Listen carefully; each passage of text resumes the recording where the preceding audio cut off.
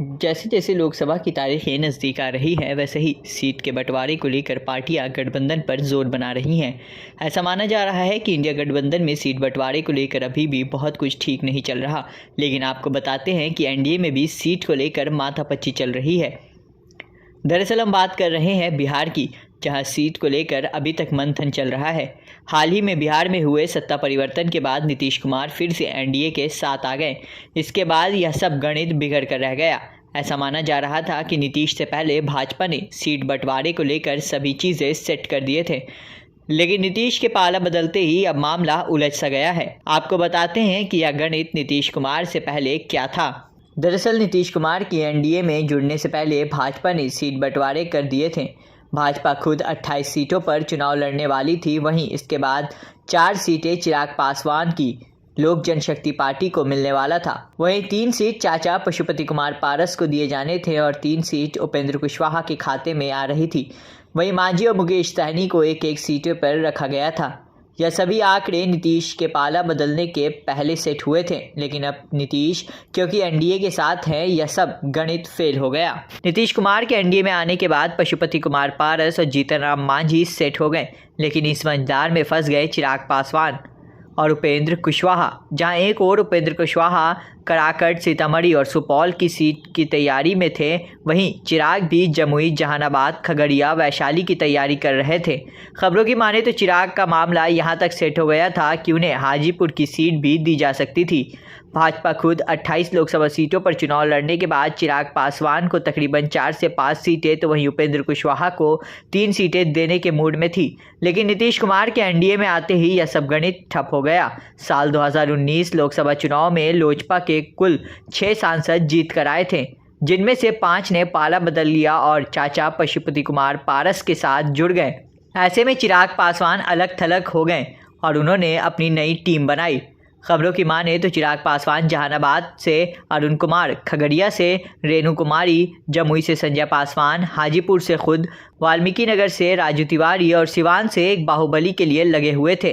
अब आपको समझाते हैं यह सब पूरा खेल हुआ कैसे। दरअसल नीतीश कुमार के एनडीए में शामिल होने के बाद ही यह सब गणित 18, 18 और 4 कर दिया गया। यानी 18 सीटों पर भाजपा, 18 पर जेडीयू और 4 अन्य पार्टियों को दी जानी थी। ऐसा कहा गया था कि नीतीश कुमार को मांझी और कुशवाहा को एक एक सीट पर एडजस्ट करना होगा और पारस की गुट को भाजपा एडजस्ट करती। साथ ही चिराग पासवान को हाजीपुर के साथ 4 अन्य सीटें दिए जानी थी। लेकिन चिराग पासवान को नीतीश कुमार का एनडीए में साथ आना ठीक नहीं लगा। वहीं उसके बाद से चिराग पासवान ने नीतीश के खिलाफ बयानबाजी की, जिसके बाद सारा मामला उलट कर रह गया।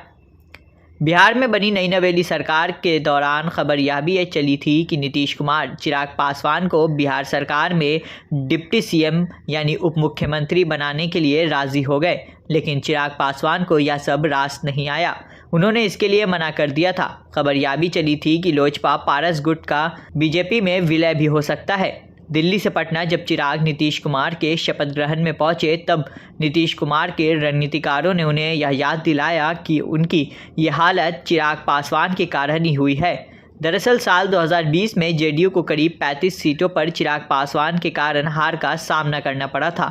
इसके बाद से ही मामला उलट कर रह गया। नीतीश कुमार और उनकी पार्टी ने यह ऐलान कर दिया कि चिराग पासवान और उपेंद्र कुशवाहा भाजपा का मसला है।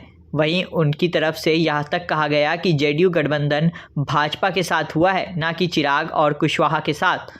वहीं इसके बाद भाजपा ने भी चिराग को अलग छोड़ दिया, लेकिन इसके बाद तय बातों के मुताबिक भाजपा चिराग पासवान को सीट देने के लिए तैयार हो गई। लेकिन भाजपा ने यह साफ कर दिया है कि अगर चिराग को जेडीयू की सिटिंग सीट चाहिए तो उन्हें जेडीयू से बात करनी होगी।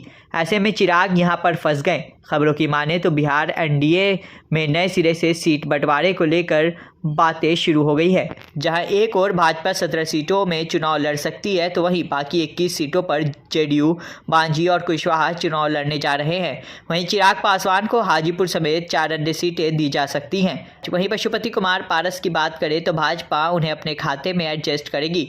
खबर यह भी है कि एनडीए की ओर से पारस गुट को विलय करने का ऑफर भी मिला है। वहीं दूसरी ओर चिराग पासवान लगातार बिहार सरकार और नीतीश कुमार के खिलाफ बयानबाजी कर रहे हैं। अब देखना यह होगा कि बिहार एनडीए में क्या कुछ होता है।